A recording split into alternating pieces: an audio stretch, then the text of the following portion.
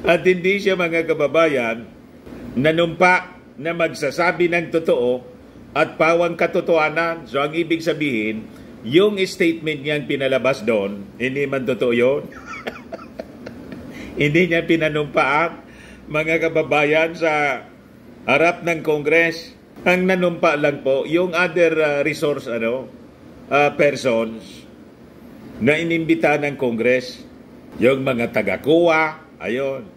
Handa yung mga taga-kuwa na magsabi ng totoo at pawang katotohanan lamang. Pero si Inday po, hindi po tumayo. Question po. Wala man na niya sa rules ninyo na ang guest niya, resource person, kailangang manumpa.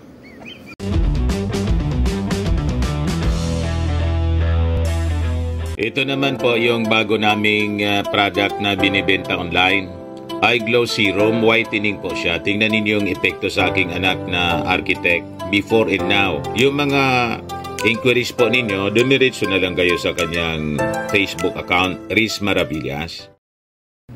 May na-discover na naman po, mga kababayan, yung Commission on Audit na kahindik-hindik sa paggastos ng confidential funds ni Inday. Lumalabas, mga kababayan, hindi talaga pwedeng pagkatiwalaan po sa pera ang ating Vice Presidente. Masyadong makati ang kamay.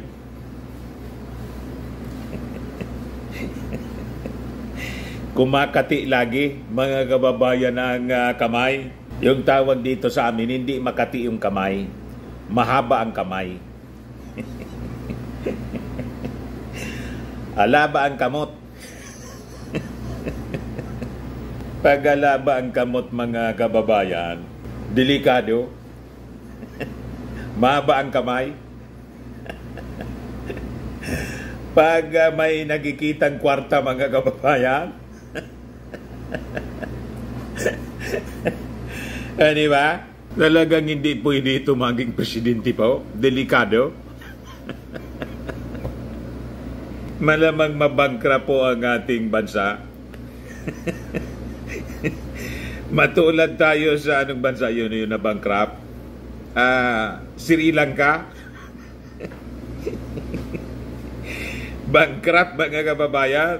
Ito yung balita ngayon, galing sa Impact Leadership. COA flags almost half of OBP's 500 million confidential fund is spent in 7 months. Kung yung 125 million, 11 days. Half, mga kababayan, ng 500 million na confidential funds nalulon for 7 months lang, ubos.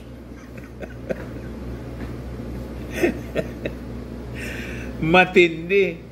Ganun tumira si Inday. Pagdating po sa pera ng bayan, confidential funds. Kaya galit na galit po pag tinatanong. At ayaw mag-take oath na magsasabi ng totoo at pawang katotohanan lamang. Pag ang isang tao ayaw mag-take oath na magsabi ng totoo at pawang katotohanan lamang, ang ibig sabihin niyan, lahat ng sasabihin niya, kasinungalingan. Kung halimbawa mapilitan siya na magsalita, kasinungalingan yung sasabihin. So hindi mo mapagkakatiwalaan po si Inday. Pag nagsalita si Inday po na hindi sinumpaan, huwag kayong maniniwala. Every statement po ni Inday, kaduda-duda. Lalo na po yung tatay. Mana sa tatay? Sabi po ni Congressman Zambales 1st District Congressman J. Conggon, we are seeing a disturbing pattern of misuse or mismanagement of government funds. Pag sinabi mong disturbing po, ang ibig sabihin, nakakatakot makahawak ng kwarta. Ito pong si Inday, worrying. Pag sinabi mong worrying, problematic po. Hindi mo talaga pwedeng pagtiwalaan na makahawak ng kwarta. Ayan po, umabot sa 337 million ng paggastos ni Inday ng confidential funds ang plinag po ng Commission on Audit. It is a pattern of fund mismanagement. Maling paggamit ng pondo ng ating gobyerno po. Kaya sabi po ni Congressman Conggon, Vice President Sara Duterte Anya has to stop avoiding scrutiny and directly address the Filipino people by providing a clear explanation of her office handling of confidential funds. So sabi po niya, over 237 million ng 500 million Inday, questionable po yung paggamit. He noted that the 73 million disallowed by COA is only the beginning of what appears to be a broader issue of fund mismanagement with an additional 164 million flag in Audit Observation Memorandum or EOMs ng Commission on Audit. Matindi po, mga kababayan. Kaya hindi po nakapagtataka kung bakit po si Inday binawalan niya yung kanyang mga chief of office ng kanyang mga satellite offices ng Office of the Vice President. Inimbitahan yung mga chief of office niya sa mga satellite offices over the country. Kasama yung dito sa amin, hindi pinapunta ni Inday. At yung statement ni Inday, baliktad. Ako niya yung inutusan. Siya yung inutusan ng kanyang mga tauhan na mag-represent sa kanila. Yan yung sabi ni Inday nang pumunta sa Kongreso. After na magpalabas ng kanyang statement, maya-maya umalis. At hindi siya, mga kababayan, nanumpa na magsasabi ng totoo at pawang katotohanan. So ang ibig sabihin, yung statement niyang pinalabas doon, hindi man totoo yun. Hindi niya pinanumpaan, mga kababayan, sa harap ng Congress. Ang nanumpa lang po, yung other resource persons na inimbita ng Congress, yung mga taga-kuwa, ayun. Handa yung mga taga-kuwa na magsabi ng totoo at pawang katotohanan lamang. Pero si Inday po, hindi po tumayo. Question po. Wala man na niya sa rules ninyo ng guest niya, resource person, kailangang manumpa. Ganon katindi. Pinagbigyan na lang po, mga kababayan ng Congress, pero sabi po ni Congressman Chua, it will not be anya a president. Kumbaga, pinagbigyan lang po respeto anya sa opisina ng Vice Presidente. Pero lahat anya sakop ng panunumpa. Kailangan mag-take oath anya. Nang sasabihin ninyo dito, pawang katotohanan lamang. Ngayon, si Nueva Ecija 1st District Representative Maika Swansing summarized COA's finding during the deliberation on the OBP's proposed 2.37 billion 2.037 billion budget ng Office of the Vice President for next year. Ngayon, nirekomenda ng House Committee na gawin na lang 733 million yung budget ni Inday. Yung 733 million, mga kababayan, mas mataas pa nga ito kaysa sa budget noong 2022 ni Leni Robredo. Kaya sabi po ni Conggon, kailangan na niya ang full accountability from the Vice President, citing seriousness of the COA's findings and the public's right to know how taxpayer money is being spent.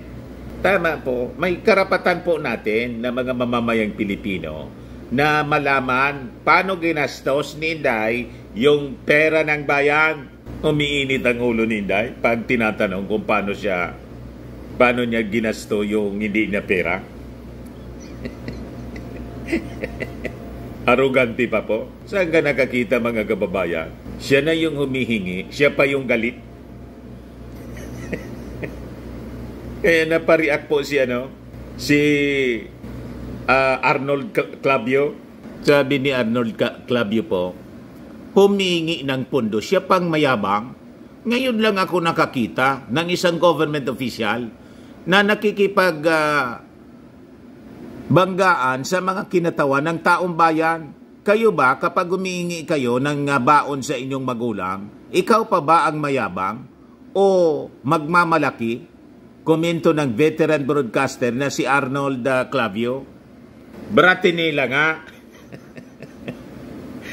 Spoil po ng magulang. Hindi naturuan ng tama kasi sabi ko nga po, wala mang ituturong tama yung magulang. Yung magulang dati manamali.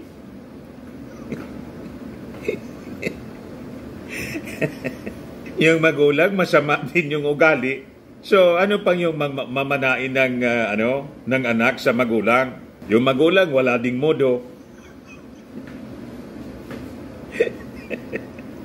O diba? Walang good manners. Kaya yung mga anak, ganun lahat. Walang good manners.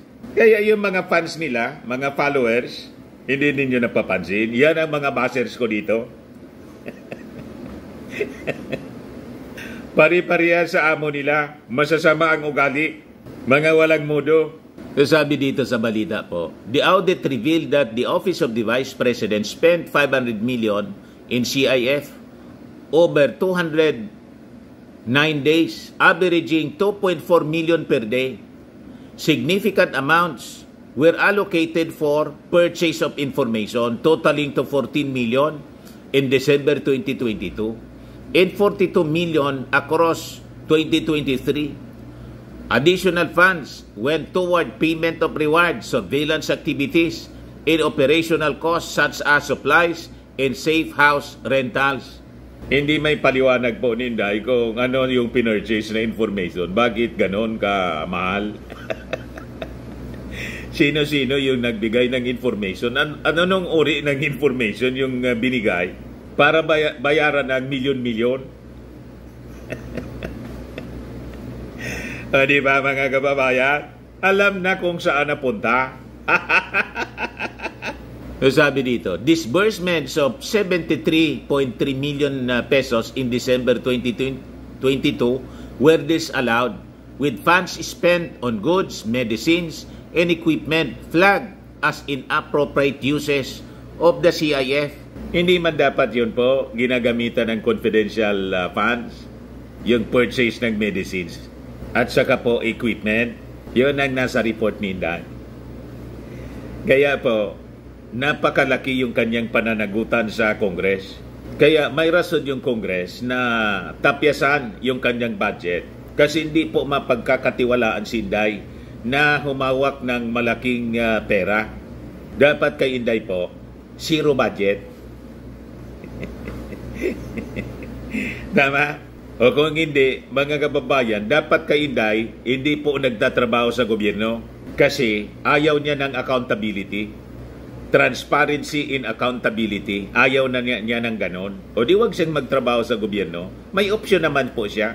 Yan problema. Gustong-gusto niyang magtrabaho sa gobyerno. Pero ayaw niyang sumunod sa rules. Dapat ang rules, sila yung gumagawa. Sarili niyang rules ang dapat masunod. May ganon. Yung sabi po ni One Rider Party List Representative Rods Gutierrez, makikita mo anya ang broader pattern ng maling paggamit or mismanagement of public funds ng Office of the Vice President. Sabi po niya, lawmakers, sabi po niya, at saka yung iba pang mga lawmakers, that the Vice President must provide transparency and clarity in light of the COA's findings. The House Committee on Good Government and Public Accountability is continuing its investigation into the matter. So kahit hindi pa mag-attend si Inday ng mga hearing sa Congress, kakalkalin at kakalkalin po ng mga congressmen itong paggamit ng pondo ni Inday kasi mandato yan ng Kongreso. They have that power of the purse. At trabaho nila na pangalagaan po ang pondo ng bayan.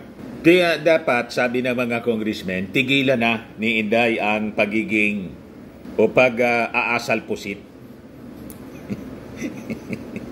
Squid tactics. Stop squid tactics. Sabi po ng mga congressmen kay Inday, nakipag-meet na po si Inday kay Leni Robredo. Pumunta sa bahay ni Leni Robredo matapos niyang lait-laitin si Leni Robredo na fake BP daw. Ito po yung balita. Davao City Mayor Sara Duterte calls Vice President Leni Robredo a fake VP and alleges that there was massive fraud during the 2016 elections where her father also won as president. In a statement, the younger Duterte says she is facing an electoral protest for massive fraud during the 2016 elections.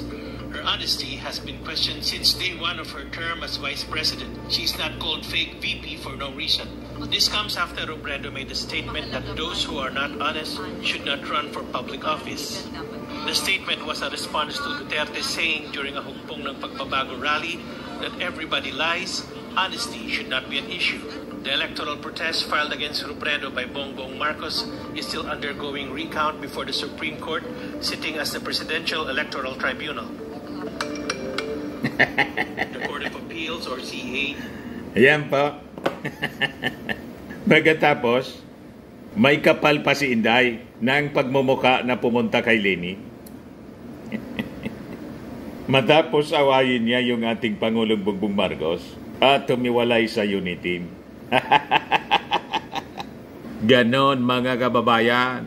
Kaya sabi po ni House Deputy Minority Leader Franz Castro, yung pagbisita niya sa Naga City ni Inday ay isang squid tactic to distract Filipinos from the office of the Vice President's alleged irregular spending history since 2022. While the visit is described as personal and not political, we must remain vigilant and focused on the more significant issue at hand, which is holding Vice President Duterte accountable for the 125 million in confidential funds spent over just 11 days in 2022, sabi po ni Castro.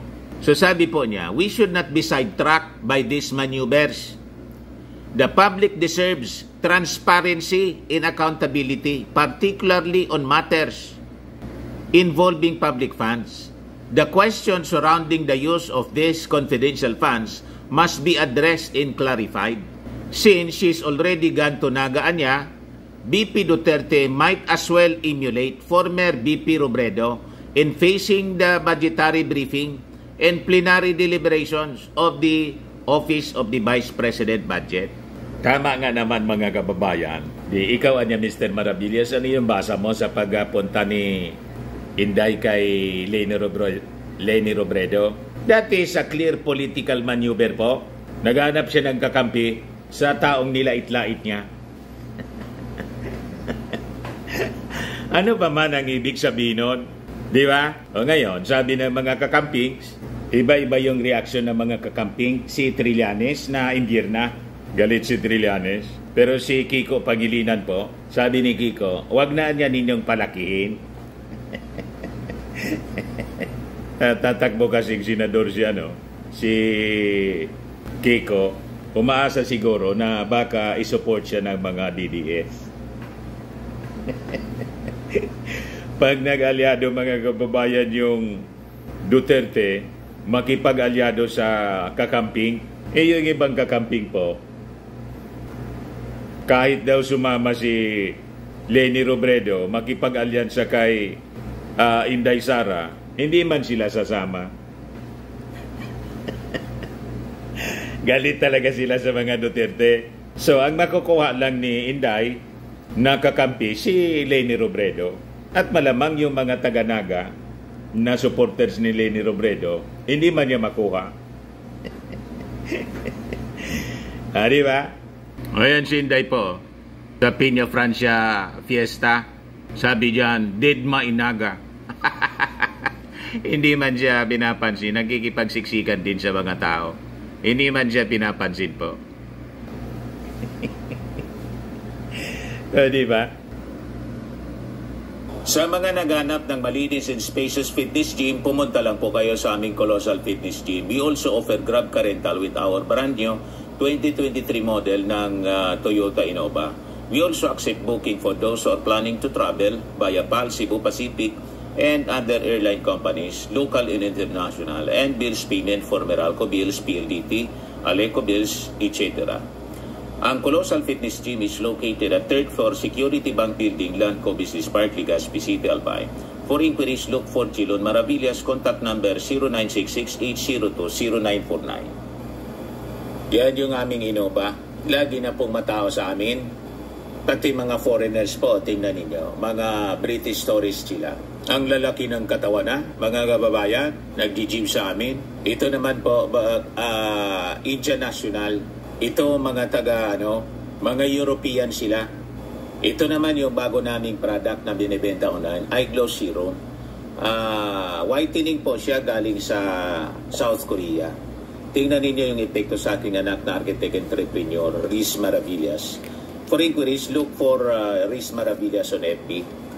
Ito naman po, Firmax Framing and Lifting Cream. Pinapahid po ito sa mga pulses and affected area. Mainam po ito sa mga pains at paninigas na mga kaso-kasoan. Ito po, Automax Radiant Serum. Sa mukha naman yung application. Anti-aging po siya. You will look 10 years younger than your age. Sa mga cancer patients naman po, baka lang gusto ninyo itong itry. Nengxia Red Mix Fruit Drink. Hindi man po siya gamot, food supplement siya. Kaya lang, gawa siya mga kababayan sa goji berry. Yung goji berry may anti-cancer properties. Yung mga inquiries ninyo, dumiritso na lang kayo sa aming messages sa Facebook para masagot namin agad. Ayos po. Ako po si Dante Maravillas. Bye-bye. God bless.